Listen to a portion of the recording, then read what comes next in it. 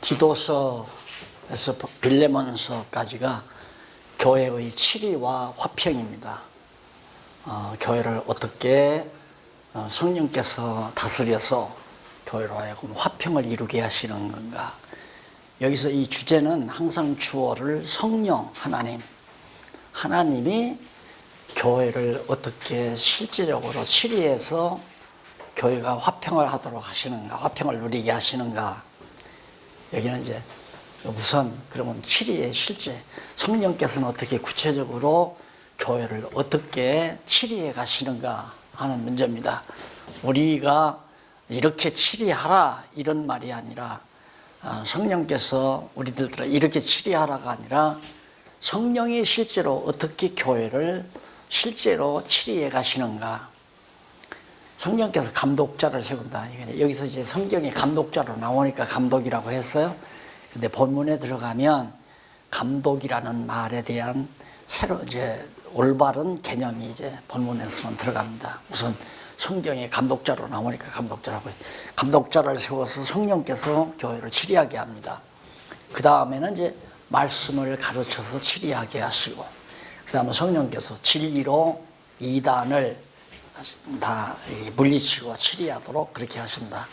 실제로 교회를 다스려가는 성령의 사역을 지금 여기서 말하는 거예요. 우리들도 이렇게 하라는 얘기예요. 우리가 감독자를 세우고 우리가 말씀을 가르치고 우리가 진리로 이단을 척결하는 얘기가 아니라 성령께서, 여기가 중요해요. 주어가 누구냐. 성령께서 감독자, 교회마다 감독자를 세운다. 그리고 말씀을 가르치게 하시고 그다음에 이단을 척결하게 해서 교회로 하여금 화평한 교회가 되도록 하나님께서 실제로 교회를 다스려 가신다. 이런 얘기거든요. 확인해 보십시다. 맞나 안 맞나. 자, 거기 9024페이지에 보면 이제 한쪽 가로 1번에 교회 치리의 실제 문제가 나오고요. 디도서가 3장으로 되어 있는데 1장은 감독자를 세워 다스린다. 그런데 그 감독자를 세워 다스린다는 가운데 1장 1절로 4절 보면 이쪽 오른쪽에 나오죠. 사도가 된 이유 및 영생과 전도에 대해 언급하고 축원을 하는 내용입니다.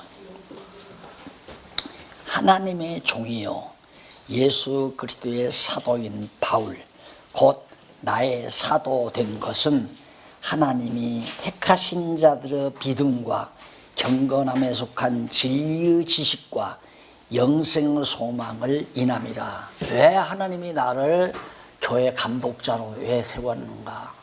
그러니까 누가 총회에서 감독자 세운 것도 아니고 노예에서 세운 것이 아니라 하나님이 자기를 교회 감독자 사도로 세웠다 이거예요. 왜 세웠는가. 세운 이유는 하나님의 택하신 자들의 믿음, 하나님께서 당신의 백성으로 택한 백성이 있어요. 그 사람들의 믿음을, 또 경건함, 속한 진리의 지식, 복음 진리를 바로 깨닫게 하기 위해서 누구를? 하나님께서 택한 자들을 복음 진리, 경건함에 속한 진리의 지식과 또 영생의 소망을 인함이라. 영원한 생명에 대한 소망을 갖게 하기 위해서 나를 교회의 감독자로 세웠다, 사도로 세웠다, 이런 얘기예요. 그러니까 로만 캐톨릭은 예수님이 베드로에게, 베드로가 2대 교황, 2대 교황이 3대 교황 이렇게 말하거든요. 그러니까 예수님이 베드로를 사도로 임명했고 베드로가 2대 교황을 임명했다. 베드로가 이제 1대 교황이라는 거죠. 그 사람들 말들은 로만 캐톨릭은. 그러니까 이런 식으로 해서 교회 감독자를 세운다 이거예요. 이게 틀렸다고 우리 개신교 신학에서 말을 하면서도 이 짓을 한다 이 말이에요. 그렇잖아요. 선배가 후배 세우고 후배가 또 후배 세우고. 말이나 되는 얘기를 해야죠. 그러니까 왜 우리나라에 교파가 이렇게 많아졌느냐. 가만히 보니까 노회에서 보니까 야 몇몇 목사님들이 막 목사도 세우고 목사 세우니까 뒷돈도 생기고 용돈도 생기고 야 이거 괜찮다. 신학교 하나 운영하면 학생들이 해서 등록금 받아서 야 용돈도 쓰고 그래가지고 걸핏하면 교단 만들고 교단하면 신학교 할 수 있다. 신학교 하면 목사 안수할 수 있다. 이게 지금 완전히 만연이 돼 있어요. 그러다가 지금 완전히 그냥 막 허당 짚은 거죠. 몇 년 전만 해도 잘 됐죠. 몇 년 전만 해도 막 간판 걸어놓고 막 그냥 우편으로 통신으로 공부시켜도 막 얼마든지 목사 될 수 있다 그러니까 무더기도들 막 통신으로 공부해서 통신과 졸업해가지고 목사 안수 막 해대니까 구름대처럼 모여들었잖아요. 그래 한국교회가 다 병든 거예요. 어떻게 우리가 하나님의 종을 우리가 세우느냐 이거예요. 안 그래요? 우리가 인간이 하나님의 종을 세우는 게 아니라 이게 다 로만 캐토릭이 맞는 얘기죠. 이 사람들이 우리는 성령께서 각자에게 주신 은사 따라 하나님의 종으로서 살아갈 때 그걸 보고 우리는 동역자로 인정하는 것뿐이죠. 당신도 하나님께 정말 사명받았구나. 그래서 서로가 동역자로 인정해야 되는데 그런 체제가 지금 아니잖아요. 감리교나 성결교나 장로교나 똑같습니다. 지금 일꾼 세우는 것은 로만 캐토릭하고도 같아요. 말이 안 되는 얘기잖아요. 그것도 선거에서 로만 캐토릭은 투표라도 하지. 그래서 우리도 투표한다고 뭐 교회에서 뭐 투표 받아서 뭐 3분의 2 이상이 돼야 그 교회에 부임한다. 이런 것들을 만들어 놨잖아요. 하나도 성경적 근거가 없는 얘기들을 만들어서 완전히 교인들을 다 골탕매요. 그게 감독자를 세운다는 말이 바울이 나 하나님의 종이다. 사람이 나를 안수해서 시킨 게 아니다. 예수 그리스도의 사도인 바울 곧 나의 사도된 것은 택하신 자들의 믿음을 위해서 그리고 경건함에 속한 진리의 지식을 위해서 복음 지식, 복음에 대한 성경 지식이죠. 성경에 대한 올바른 지식을 성도들이 알게 하려고 그리고 영생의 소망을 갖게 하시려고 나를 교회의 사도로 감독자로 세우셨다. 이런 얘기예요. 이 영생은 거짓이 없으신 하나님의 영원한 때 전부터 약속하신 것인데 천지창조하기 이전에 벌써 다 그때 약속 다 된 거예요. 그러니까 내가 구원시키고 싶다고 해서 구원하는 게 아니에요. 택한 백성들을 하나님께서 다 불러서 너 이 사람 가르쳐라. 그러면 내가 지금 광주로 이사를 왔어요. 광주에서 정말 교회를 내가 시작해야겠다. 그렇게 하게 되면 나를 통해서 복음 진리를 깨달아야 할 사람은 하나님께서 감동해서 보내게 돼 있어요. 그래서 믿기로 작정된 자들은 다 와서 듣고 믿게 돼 있단 말이에요. 작정된 자가 누구냐? 영원전에 믿기로 작정된 자.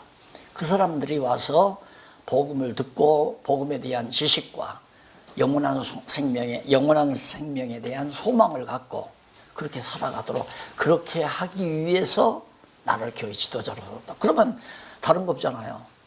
복음 진리에 대해서 철저히 내가 가르쳐 주는 거. 한 사람을 놓고라도 두 사람을 놓고라도 가르쳐 주어야 복음에 대한 지식이 견고해지죠. 그리고 영원한 하나님 나라의 소망. 당신은 어머니 뱃속에 들어있기 전에 세상 천지 창조하기 이전에 벌써 하나님께서 다 작정해 놨다. 당신 자녀로. 성경이 있는 대로 그대로 가르치는 거야. 진짜 하나님께서 나를 엄청 사랑했구나. 이거 깨닫고 결국은 이제 하나님 나라에 대한 소망을 갖게 될 거 아니에요. 그거 하라고 나를 교회 사도로 지금 감독자로 불렀다. 그런 얘기. 그 다음 넘어가서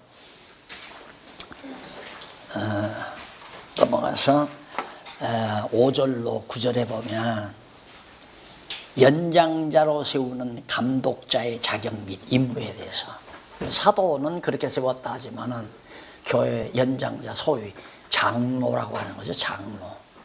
그러니까 장로는 우리 순수한 말로 나이 드신 자, 연장자, 그 다음 노인 이런 의미 이외에는 그것이 어떤 감투적인 명예의 어떤 직분의 명칭이 아니에요. 그냥 서술적이에요. 나이 많으신 분. 그런데 그걸 이제 장로 해가지고 이제 어떻게 되냐면 그걸 하나의 계급 명칭으로 고차가 돼 있어요. 왜? 구약 시대부터 장로를 잘못 이해해가지고 특히 예수님 오셨을 때 산에 들인 공의원의 장로면 세도가 대단합니다. 이 장로면. 근데 그런 장로로 지금 교회 시대에도 인정을 한다 이 말이에요. 근데 장로가 뭐냐면 이쪽 한번 보십시다. 각 성에서 이제 세우는데요. 예를 들면 이 광주 여기에 누구를 장로로 세우느냐? 투표하는 게 아니에요. 연세 제일 많으신 우리 조 목사님 지금 90세 되셨다니까 우리 모임의 장로님이 이제 저분이 되는 거죠. 연세 많으신 분. 그런데 이게 명예로 생각해서 투표를 하고 투표가 많이 나오면 그건 뭐 무슨 또 차서가 있잖아요. 차서가 수소장로 무슨 장로 해가지고 그렇게 계급화 시켜놓으니까 성직 매매가 가능한 거죠. 솔직히 교인들 나온 가운데 생전 평생 살아도 장자 한번 못 붙였는데 야 교회 나오니까 이거 뭐 청년회장도 하고 그다음 뭔 회장도 하고 여전도 회장도 하고 남전도 회장 야 이게 내가 성공했구나. 그래서 일꾼을 세울 때는 막 꽃다발 그냥 세례가 막 밀려들고 그러니까 보는 사람들은 야 나는 언제나 저렇게 권사가 돼서 꽃다발을 받고 칭찬받고 정말 명예를 얻나. 그걸 은근히 부추기잖아요 교회가. 당신도 충성하고 돈 많이 내면 이렇게 돼 이런 거죠. 우리끼리 있으니까 솔직하게 하는 겁니다. 그건 아니잖아요. 그러면 여기 바로 929페이지 위에서 세 번째 줄 앞부분에 보면 장로는 프레스비테로스라고 하는 헬라어 내용인데 이는 명사가 아니에요. 형용 대명사예요.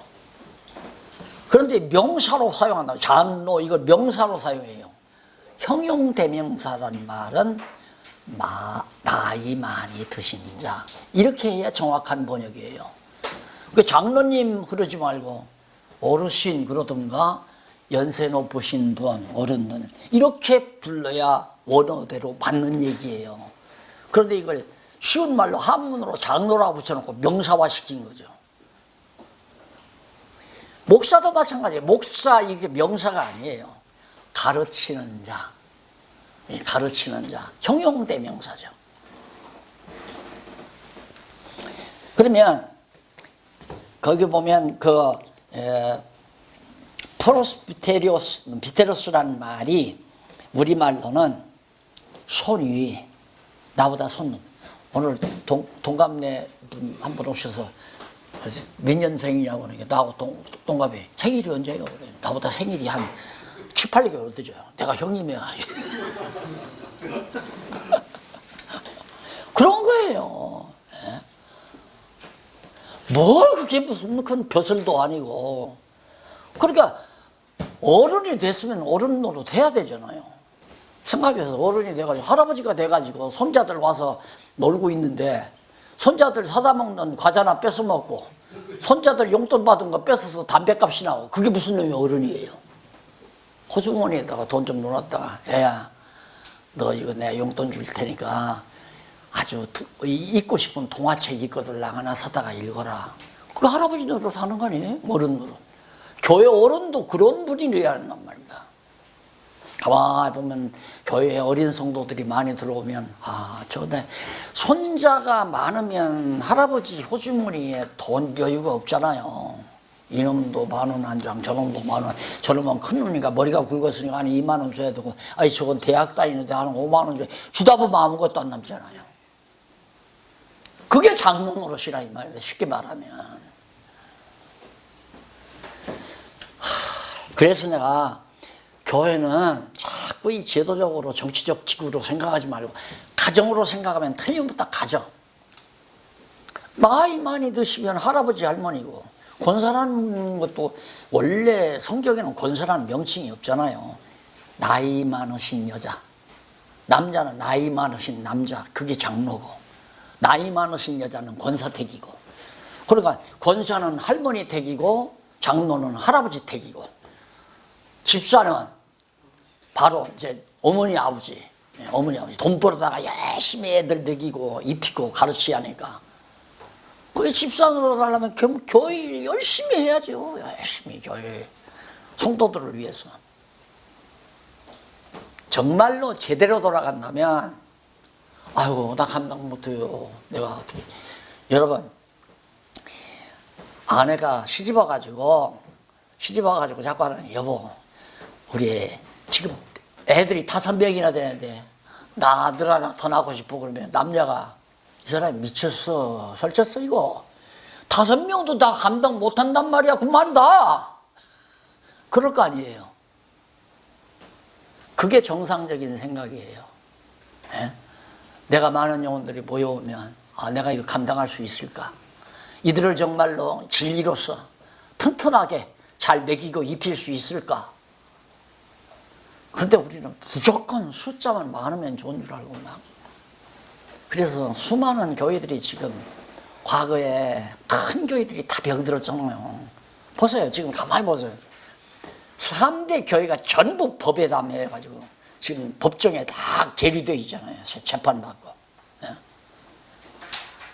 10만 명 넘는 교회는 거의 빠짐이 없어요. 10만 명 넘는 교회는 전부 지금 법정에 걸려 있어요. 목사가 걸렸던가, 미투에 걸렸던가, 별것에 다 걸렸어요.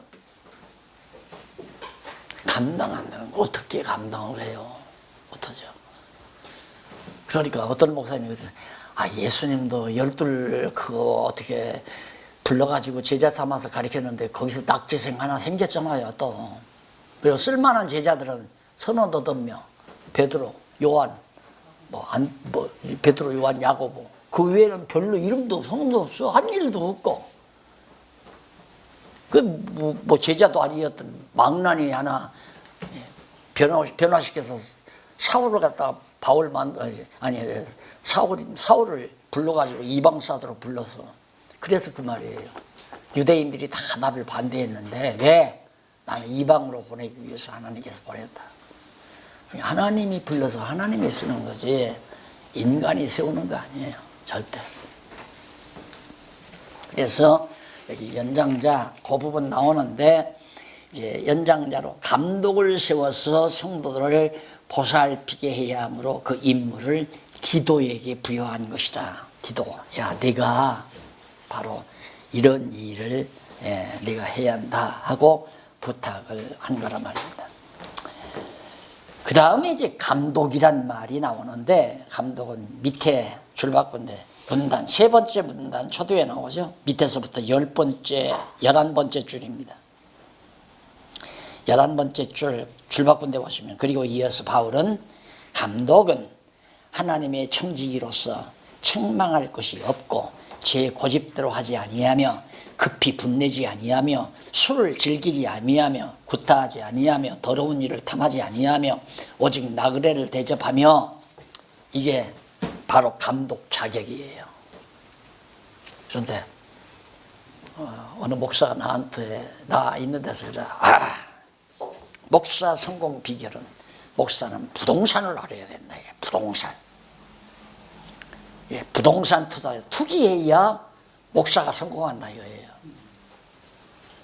그거 어떻게 목사 되는지 몰라. 그러면 안 돼요. 자격이 안 된단 말입니다. 그러니까 성경대로 자격을 정해야죠. 성경대로. 그런데 지금은 다 시험관 정해놓고 시험 보고도 틀림없이 낙제해서 F학점 나와서 안 돼. 안 되는데 힘 있는 교단 목사가, 야, 누가 그러더라고요. 너 개 한 마리 잡아. 내가 책임지마. 그래서 개 한 마리 잡아내고서는 목사 합격됐대요. 그것도 큰 교단. 내가 교단까지는 안 밝히지만 참 웃기는 놈의 세상이라니까 이게. 개 되잡아먹고 합격시킨 거예요. 쉽게 말하면 개고기 하나 얻어먹고. 그러니까 교회가 이 꼴이 되는 거죠. 이거 백 없으면 목사 안 되잖아요. 나 목사 될 때는 아주 지방직이 아주 박정희 대통령 그 후예들이기 때문에 이 이부 호남하고 경상도하고 치열한 갈등이 있을 때입니다. 교단에도 바로 그거. 그래가지고 경상도 목사님들만 이것저 지방 얘기가 안 났지만 사실 역사니까 근대사, 한국교회 근대사. 총회 날짜를 딱 잡아놓고는 총무가 장난을 친 거 아닙니까? 이북 출신, 전라도 출신 목사들은 총대에서 다 빼버리고, 왜? 뒤집어지니까 그 당시에 이제 뒤집어진단 말입니다. 총대 열기만 열면 이제는 총회장도 바뀌고, 총회장 바뀌면 총신대 총장도 바뀌고, 엄청난 이권이 막 오고 가니까 총무가 머리를 써가지고 밤에 전부 경상도 목사님들에게 전화를 해요. 몇 시까지 와서 회의 장소 점령해라. 점령하라고 해놓고는 막 바리케이트 경찰 불러서 이 총회를 반대하는 그런 무리들이 쫓아오니까 꼭꼭 지켜달라. 그래서 돈봉투 갖다 놓으니까 얼마나 잘 지켜요. 경찰서에서 나와서 순경들이. 그래서 목사님들이 직접 나는 총대가 아니었지만 목사님들 갔다 온 목사님들 가보니까 막 경찰들이 시커멓게 막 시간에 뛰어가지고 총회 치고 있더래요. 그래서 왜 그러냐, 못 들어가냐, 안 된다. 일절 안 보내더래요. 그렇게 총대권도 없는 사람들끼리 숫자 머리만 쳐놓고 총회를 거기 세분거예요. 그래서 소위 뭐 주류 비주류가 갈라진 거 아닙니까? 이게 무슨 교회예요? 그래도 성총회 기도할 때 보면 거룩하시고 무한유합이로우신 하나님 아버지요, 거룩한 성총회가 어떠고 무슨 의미의 거룩한 성총회예요? 참, 하여튼 참 한심한 세상을 제가 많이 살았습니다. 그런 거 보면 바울이 감독이 뭔가 거기 나오잖아요. 감독은 하나님의 정직으로서 그런 자격이 딱 나왔죠. 헬라어 본문 초도에는 이유를 나타내는 가르라는 접속사가 있어요. 따라서 본문 이하가 앞 내용의 이유로 되는데 왜 그래야 되는가? 감독은 헬라어로 에피스코포스란 말인데 이는 명사로 감독자 또는 보호자, 후원자 등의 뜻입니다. 그리고 청지기 오이코노모스라고도 하는데 이는 관리인 또는 경영자, 대리인 등의 뜻입니다. 바울은 연장자 중에서 세울 감독자, 기본 자격을 다 말하면서 그 이유는 역시 책망할 것이 없고 뭐 등등 나왔잖아 앞에서. 그 이유는 바로 그런 봉사를 해야 될 자들이니까. 그래서 나그네도 잘 섬기고 뭐 선한 일 증거도 있어야 되고 다 아시는 일이니까. 그런데 문제는 그겁니다. 이 감독이라고 번역을 하려면 신적일 때 붙이는 거예요. 에피스코포스라는 말이 헬라어가 번역을 하는데 그것이 신성에게 붙일 때만 감독이라고 번역을 해야 돼요. 인간에게 붙일 때는 후원자, 돌보미, 양치기 이런 개념으로 번역을 해야 옳은데 마치 이 감독이라고 그냥 번역해 놔버리니까 완전히 신의 자리에 앉는 거죠. 다. 로마 교황도 바로 교황 자리에 앉아 최고의 황제. 대리인이라는 말이 뭐냐면 하나님께서 교회를 다스려 가는데 대리인은 심부름꾼이에요. 그 하나님께서 하고자 하는 대로 시키면 시키는 대로 가서 하는 거. 자기 주관대로 자기 마음대로 다스리는 게 아니라 보호자, 협력자, 조언자, 후원자. 제일 좋은 후원자. 그러니까 예를 들면 장로가 안 됐더라도 벌써 그런 마음을 하나님이 주신 분은 교회 학교 선생님들이 와서 막 매일서 학생들 지도하고 합니다. 그러면 이 장로 벌써 그 은사를 받으신 분은 딱 올라와서 우리 참 어린 교사들이 너무 수고한다. 오늘 점심 우리 교사들 내가 사고 싶다 이런 마음이 들고, 쉽게 말하면 한 예를 들면, 그러면 교회학교 마친 다음에 우리 교사 선생님들 내가 맛있는 거 사드릴 테니까 오늘 갑시다 하고 식당으로 데리고 와서 목사님이 너무들 수고한다, 어린 영혼들을 위해서 좀 더 많이 수고해다오, 이렇게 격려해주고 후원해주고 붙들어주고, 이게 장로가 하는 일이지. 장로가 권력 가지고 이래라 저래라 이거 아니란 말입니다. 목사님도 마찬가지고요. 성도들을 말씀으로 잘 길러서 정말 아름답게 살아갈 수 있도록, 가정에서 부모가 아버지가 교육을 자녀들에게 잘 시키면 효자가 되잖아요. 안 그래요? 부모가 자녀들 교육 잘못시키면 망난이 일어나는 거. 그러듯이 교회 안에서 장로님들이 교인들을 잘 보살피고 후원해주고, 근데 감독해보니까 이거 권력이구나, 내가 이 교회 주인이다, 이렇게 돌아갈 수밖에 없잖아요. 이게 번역 잘못된 거예요. 그러니까 감독이라고 번역하지 말고 후원자. 하나님에게 적용할 때는 감독자가 되는 거예요. 최고의 감독자니까 하나님이. 그 다음에 10절로 16절에 보면 불결한 자들을 경계하며 그 목적과 실상에 대해서 알려주는데, 복종치 아니하고 헛된 말을 하여 속이는 자가 많은 중 특별히 할례당 가운데 심하니 저희의 입을 막을 것이라.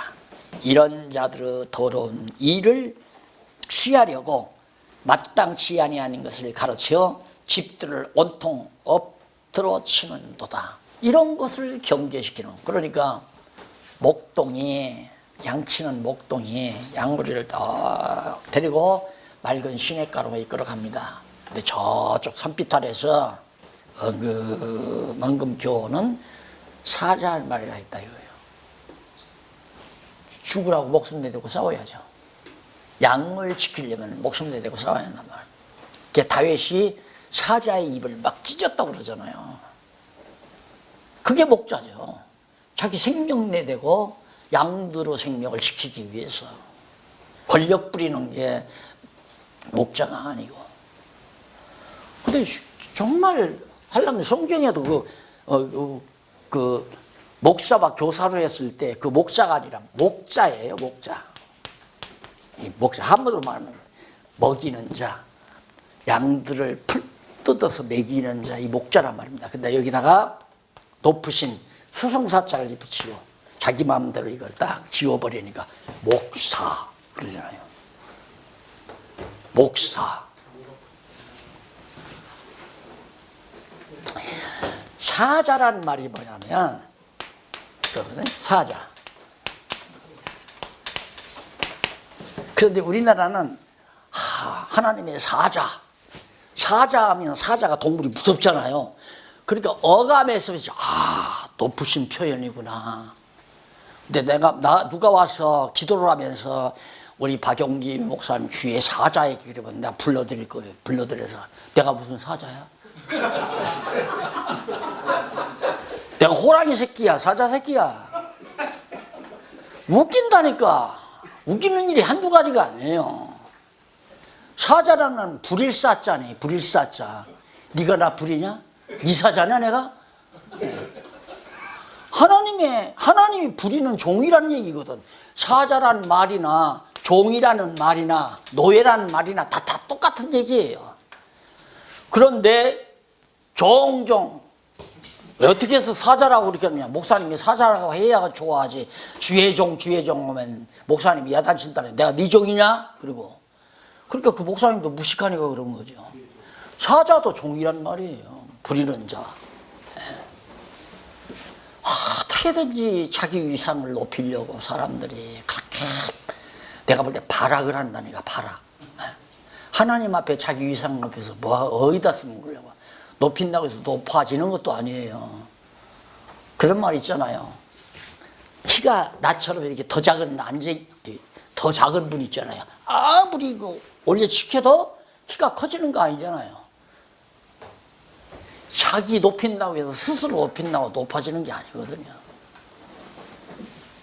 그래서 감독이라는 말도 번역 잘못된 거고, 장로라는 번역은 그렇게도 늙으신 어른, 노인, 장, 어른, 늙은 어른, 나이 많으신 어른이란 얘기 아닙니까? 문장을 번역하면.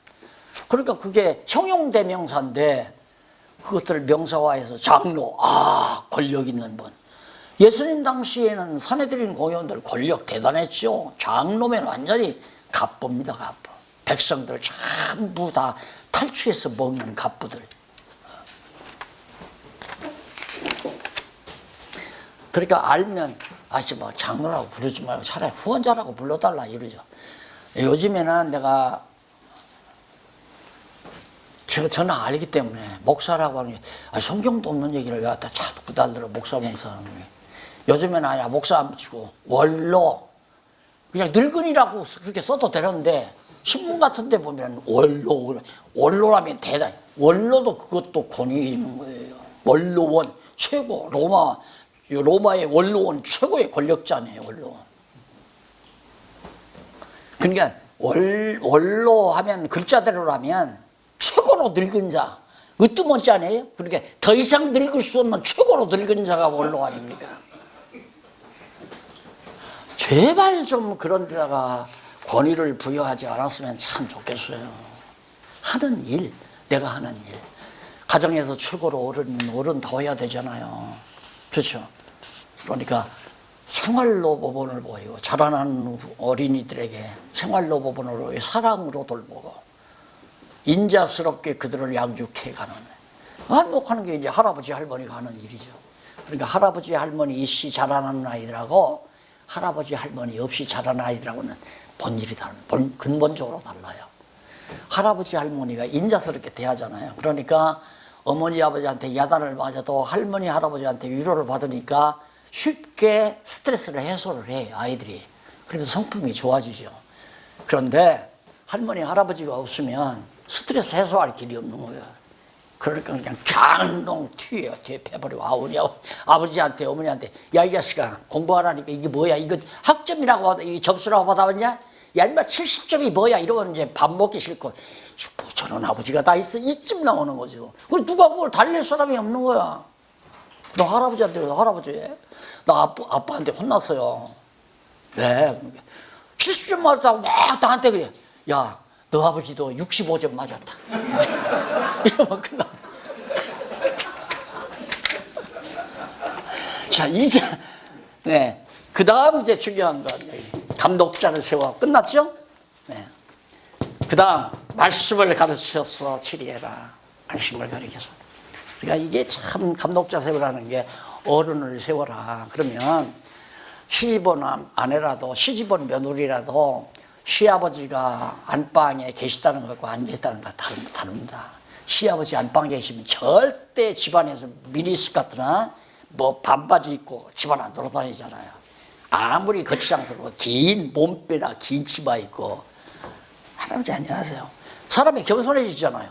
그러니까 거리에 나도 저거 시어머니 시아버지 모시고 산다 안 모시고 산다 그냥 보면 알잖아요. 제 멋대로 사는구나 저거 그냥. 시집가서 애들 두 손을 낳고도 그냥 완전히 그냥 엉덩이 다 내놓고 돌아다니고 그것도 완전히 시아버지 시어머니 없는 것들이에요. 그것들. 예, 교회도 어른이 있는 거하고 없는 거하고 확실히 다르죠. 말씀을 가르쳐 치리한다. 아까 또 나와요. 반복해서. 이게 얼마나 중요하면 이게 다시 나오겠습니까? 2장 1절로 3절에 보면 나이 많은 남자들과 여자들을 교훈할 것에 대해서 당부합니다. 거기 오직 너는 바른 교훈에 청렴할 것을 말하여 늙은 남자로는 늙은 남자 이게 장로예요. 늙은 남자로는 절제하며 경건하며 근신하며 믿음과 사랑과 인내함에 온전하게 하고 늙은 여자는 이게 권사예요. 쉽게 말하면 늙은 여자는 이와 같이 행실이 이와 같이란 말은 늙은 남자처럼 행실이 거룩하며 참소하지 말며 많은 술의 종이 되지 말며 선한 것을 가르치는 자가 되고 가르치는 자예요. 권사도 가르치는 자이고 장로도 가르치는 자이고 그러니까 장로교 헌법에 보면 목사 장로, 뭐 장로, 치리 장로, 뭐 교육 장로라든가 장로를 둘로 구분해 놔요. 그래서 목사는 가르치는 장로, 그냥 교인들이 선교해서 세운 건 이제 치리 장로. 근데 치리 장로가 치리하나? 목사가 하자는 대로 안 따르면 그냥 강단에서 아무개 장로 그만둬. 그러니까 목사가 사실은 장로예요. 교인들을 가르치는 자, 권사도 가르치는 자고요. 그러니까 권사를 세우려면, 또 장로를 세우려면 성경을 철저히 잘 가르쳐서, 나도 성경 가르치고 장로님도 가르치고 권사도 가르치고 이렇게 가르쳐서, 왜? 권사는 여자들 가르치고 장로는 남자들 가르치고, 이게 이제 바로 지금 이 성경에 나오는 질서란 말입니다. 새파란 젊은 목사가 새파란 여자들 한 7, 8명 모여놓고 뭐 남자 목사가 그거 가르치다가 보면 그 미투에 걸려들잖아요. 그렇게 돼서. 그래서 그거 안 된다. 그러지 말라. 여자는 여자한테 배우고 남자는 남자에게 배워라. 그래서 거기 젊은 남자와 젊은 여자, 이거 진짜로 보면 똑같아요. 젊은 남자, 늙은 남자, 늙은 여자, 이게. 그러면서 넘어가서 보면 뭐 거기 뭐 집안일도 잘하고 다 나와요. 젊은 남자들은 뭐 권고하고, 누가? 나이 많은 남자들이 젊은 남자를 권고해라. 그렇잖아요. 그러니까 가만히 보면 할아버지가, 집안에 할아버지가 가만히 보면 이것들 티격태격 며느리하고 아들하고 싸운다 이 말이에요. 그러면 기회를 잘 포착했다가, 아무개비야, 네, 잠깐 건너오너라. 이 말 들으면 며느리는 벅에서 달달달달달 떨, 큰일 났구나, 걸려들었다. 그 정도 할아버지가 위치가 확보되면 가정은 잘 다스려집니다. 아내가 큰 소리 치려다가도, 여보, 어른께서 들으시오. 그럼 금방 들어가잖아요. 그렇게 교회도 나이 많으신, 근데 이놈의 세상이 어떻게 된 얘기인지, 지금 여기 우리 90세 되신 목사님, 선배 목사님 계시지만 총회가 또 뭐 거들떠도 안 보고, 나이 많이 먹었다고, 거들떠도 안 보고 다 잘라버리고, 은퇴했으니까 나가, 너는. 그러니까 이 꼴이 되는 거 아니에요, 교회가. 그래서 국관이 명관이라고, 어쨌든 오랜 동안 교회 안에서 경험도 많고 그 지혜를 전수받아야 되는데, 나이 많으신 목사님들로부터, 장로님들로부터 그 지혜를 전수받아야 하는데, 그만하십시오, 우리가 하랍니다. 그러니까 완전히 다 실수하잖아요. 지금 교회마다 후임자가 와가지고 제대로 하는 교회가 거의 없어요. 지금 전부 문제가 생기는 거죠. 그 다음 2장 9절로 10절까지는 상전들에 대한 종들의 바른 자세. 상전들에게는 어떻게 해야 되는가? 종들로는 자기 상전들에게 범사에 순종하라. 그 원리 지난번 가르쳐드렸죠. 똑같은 원리예요.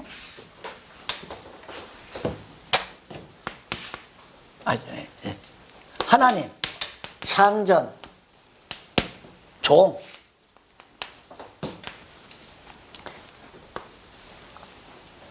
하나님 안에서 하나님의 지배받는 게 상전이에요. 종은 상대적으로는 상전의 지배를 받죠. 내 월급 받으니까. 하나님께서, 너는 비록 인간적으로는 이 상전의 종이지만 너는 내 백성이다 이 말입니다. 내가 간섭한다. 그러니까 상전이 인색하든 잘못하든 간에 너는 너 할 일 제대로 해라. 8시간 근무하기로 했으면 8시간 동안 눈속임하지 말고, 상전 속여먹지 말고 정직하게 성실하게 해라. 왜? 이 사람이 너한테 월급 주는 게 아니야. 내가 준다. 이 사람이 너를 속여먹더라도 내가 너 감당한다. 그러니까 너는 무조건 정직하게 올바르게 해라. 그 예가 어디서 나오느냐면, 야고 아시죠? 하란으로 피난 가가지고 외삼촌한테 20년 동안 사기당했잖아요. 딸 둘 가지고 14년 동안 완전히 공짜로 부려먹었으니까 나쁜 사람이지요. 야곱의 장인이. 그래 놓고는 나중에는 이제 너도 가정이 있고 새끼들이 있으니까 너도 벌이가 있어야 하지 않냐. 품slag 약속하자. 어떻게 할까요? 야, 그러면 이제부터는 얼룩무늬 나는 건 다 내 걸로 하고 얼룩무늬 안 나는 건 다 내 거다. 한번 해봐라. 그래 놓고는 전부 얼룩무늬 있는 양은 전부 골라가지고 한 3일길 밖으로 다 돌려보냈어요. 양이라는 게 이 시기가 되면 뭐 막 쫓아와서 다 그냥 교미해가지고 새끼들을 낳으니까 그걸 못하게 전부 옮겨놨단 말입니다. 웬걸? 그게 무슨 필요가 있어요? 어떻게 낳는 것마다 얼룩무늬가 나는 거야. 한참 지나니까 그냥 완전히 야곱은 벼락부자가 돼버렸고. 그게 믿어져야 돼요. 그것이. 그러니까 우리는 일당 받는 것도 아니고 월급 받는 것도 아니고 연봉도 아니에요. 더 나은 평생봉. 아야, 평생봉 맞는다. 그러니까 목사님들 목회하면서 목회비가 나오든 말든 11조가 나오든 말든 관계없다. 나는 성실하게 2명이든 10명이든 성실하게 가르치고 성경만 잘 가르쳐서 내 할 일 제대로 해나가면 보상은 이분이 다 맡아요. 다 이분이 다 맡아서. 일당 받으려고 하시지 말고 평생봉을 생각하면서 성실하게 돈 주면 하고 돈 안 주면 안 하고 그건 아니잖아요. 우리가 돈 때문에 일하는 건 아니니까. 바로 그 정신이 바로 9절로 10절에 나와 있습니다. 그 다음 이 11절로 15절 보면 은혜가 나타나 양육하는 경위와 은혜가 나타나서 성도들을 양육하는 경위와 그 목적에 대해서 왜 성도들을 길러야 되는가, 그 경위와 목적이 뭔가, 모든 사람에게 구원을 주시는 하나님의 은혜가 나타나 우리를 양육하시되, 누가? 하나님의 은혜가 나타나서 목사가 양육하는 게 아니고 경건치 않은 것과 이 세상 정욕을 다 버리고 근신함과 의로움과 경건함으로 이 세상에 살고 복스러운 소망과 우리의 크신 하나님 구주 예수 그리스도의 영광이 나타나심을 기다리게 하셨으니, 누가? 하나님의 은혜가 그렇게 우리를 하게 하셨다. 그가 우리를 대신하여 자신을 주심은 왜 그랬는가? 왜 대속해 주셨는가? 주심은 모든 법법에서 우리를 구속하시고 우리를 깨끗하게 하사 선한 일에 열심히 하는 친백성이 되게 하려 하심이니라. 누가? 하나님께서 은혜로. 이게 목회자가 하는 거 아니에요. 우리는 그냥 맡은 일, 성경만 잘 가르치면 끝나는 거. 되고 안 되게 하는 건 하나님이 다 책임지는 거. 하나님의 은혜가 나타나서 그렇게 해서 양육하는데 하나님의 친백성 되게 하려고 그렇게 한다. 그러면서 15절 너는 이것을 말하고 견고하여 모든 권위로 책망하여 누구에게든지 업신여김을 받지 말라. 사람이 업신여김을 안 받는 것은 우선 1차적으로는 외모예요. 나처럼 외모가 이렇게 왜소하고 오람하지 못하면 처음 첫눈에 무시를 당해요. 그럴 수밖에 없잖아요. 근데 우리 박윤민 목사님은 날 무시 안 했거든요. 왜? 자기도 키가 작으니까.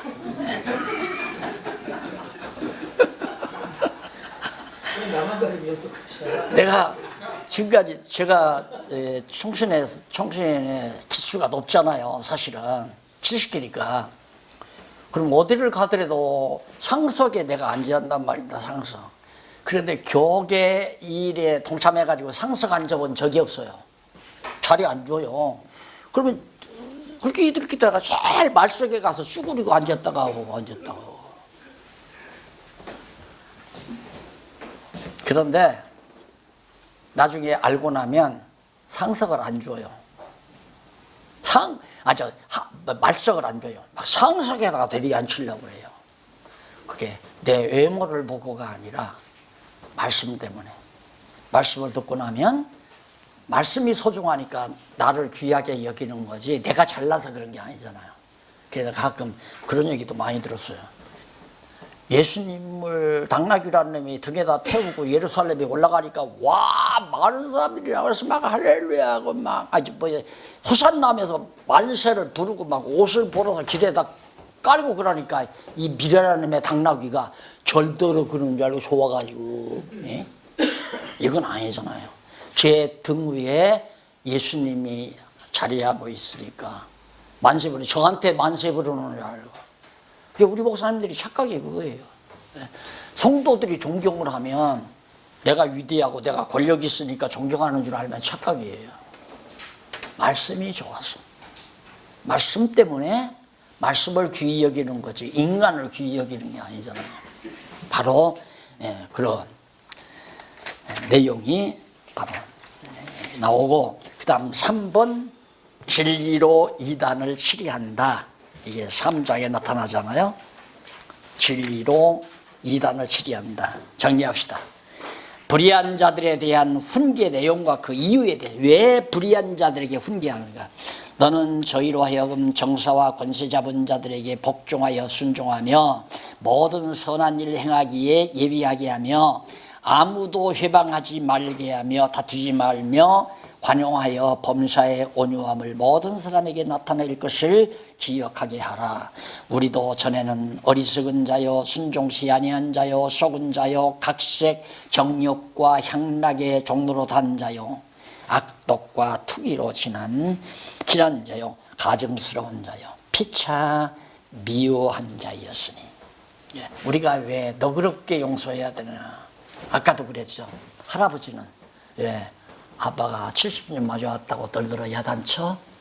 괜찮아. 할아버지는 그래. 괜찮아. 이리 와봐. 너희 아버지는 50점짜리도 있었고 60점짜리도 있었다. 나도 그랬고. 그래서 제가 그 선전문 가운데 안 잊어지는 것이 하나 있어요. 요즘에는 안 나오더라고요. 그 연고 바르는 거 있죠. 애기 어디 상처나면 바르는 연고. 애기가 막 달려가다 넘어졌어요. 무릎이 깨졌어요. 앙 하고 울잖아요. 그러니까 아빠가 달려가서 딱 그러면 괜찮아 약 바르면 괜찮아. 아빠도 그랬어. 아빠도 그렇게 조심 안 하고 넘어져서 뭐 불 깨지고 그랬다. 그게 얼마나 아이에게 위로되는 얘기일까. 근데 마치 자기는 아무 잘못이 없는 줄 알아. 나는 다 완전해. 우리 목사님들이 빠지기 쉬운 함정이 거기입니다. 남은 가르치면서 자기는 안 가르치는. 나는 하늘 터내도 너는 하늘 터내라 이런 식이야. 쉽게 말하면 이해를 해야죠. 나도 처음 믿음이 약했을 때는 욕심도 많았고 실수도 많았고 남 험담도 많았고 이걸 알면 그렇게 행동하는 사람을 놓고 어릴 때는 그럴 수 있어. 이게 너그러운 거 아니에요? 그게 너그러운 거란 말이다. 나도 초기에 젊었을 때는 얼마나 그래서 내가 목이 이렇게 가린 게 원래 제 목소리가 테너였어요. 목소리 곱다고 나보다 연상의 여선생님이 얼마나 나를 좋아했는지 몰라요. 목소리 곱다고. 그런 목소리가 왜 이렇게 허스키해졌나. 물론 뭐 하나님한테 고함치면서 기도해서도 그렇지만 뭘 좀 깨닫고 나니까 이건 아닌데 막 그러니까 막 고함 높이 지르면 천정이 막 들썩들썩할 정도로 하면 다 그게 깨지는 줄 알고 고함을 얼마나 질렀는지. 요즘도 그 버릇이 가끔 나오죠. 조용조용히 해도 되는데 근데 그건 마치 내가 처음부터 그런 줄 알고 나도 몰랐을 때는 속이기도 하고 속기도 하고 그러면 살았잖아요. 모르면 나 그러는 거죠. 그래서 바로 그것을 바울이 말하면서 더구로 감독의 지도자, 후원자의 어른의 가장 큰 재산은 너그러움입니다. 모두를 다 끼워놓을 수 있는 너그러움.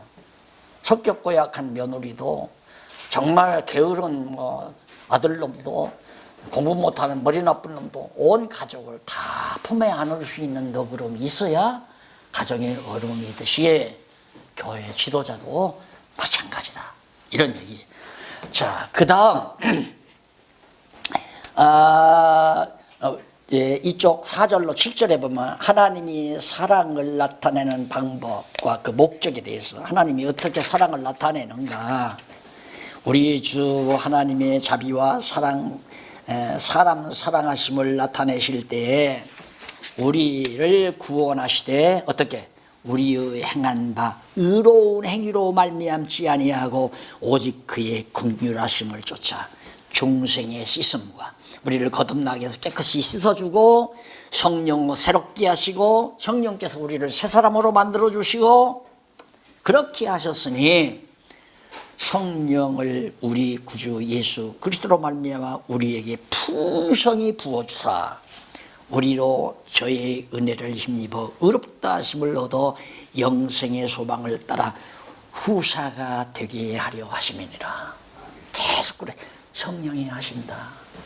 교회 모든 감독자 세우는 것도 성령이, 말씀을 가르치는 것도 성령이, 진리로 이단을 경계하는 것도 성령이.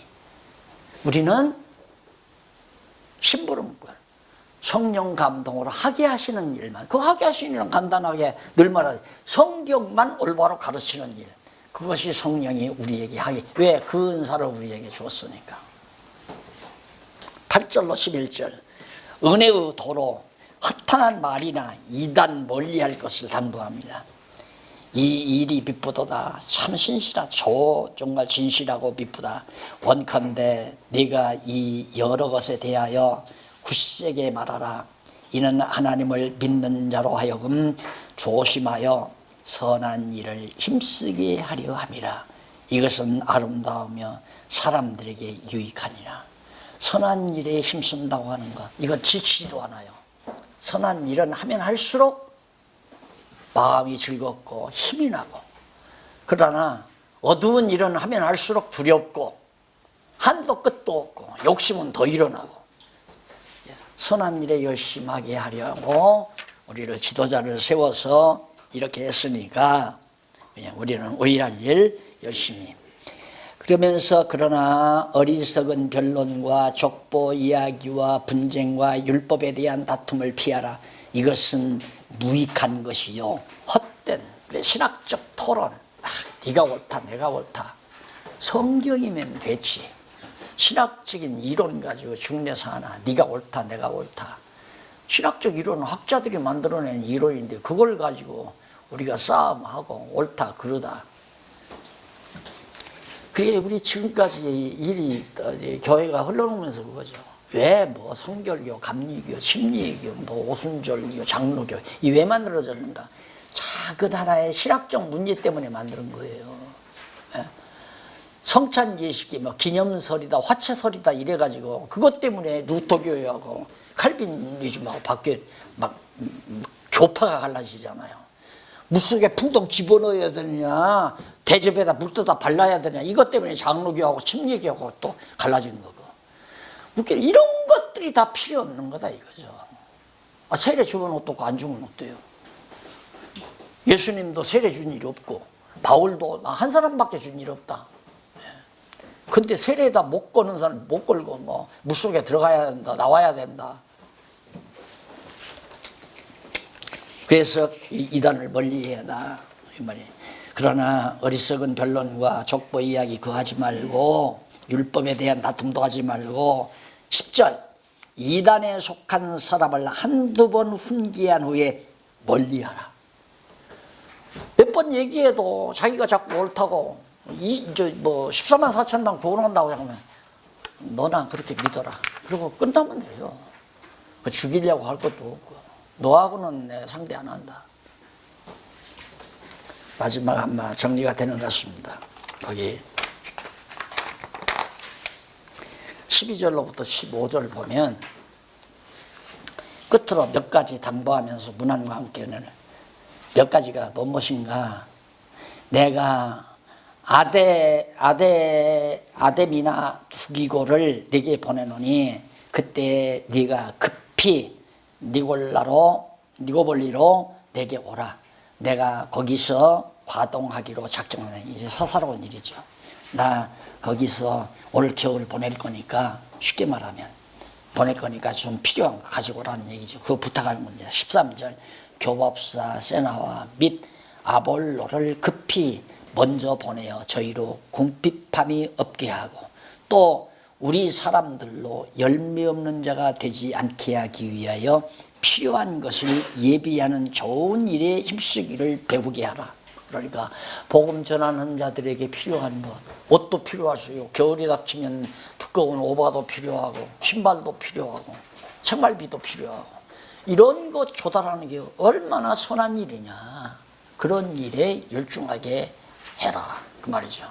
그걸 쉽게 말하면 연보라고 할 수도 있지만, 그래서 이 복음 전하는 자들을 합력하는 것은 참 놀라운 일이죠. 귀한 일이고.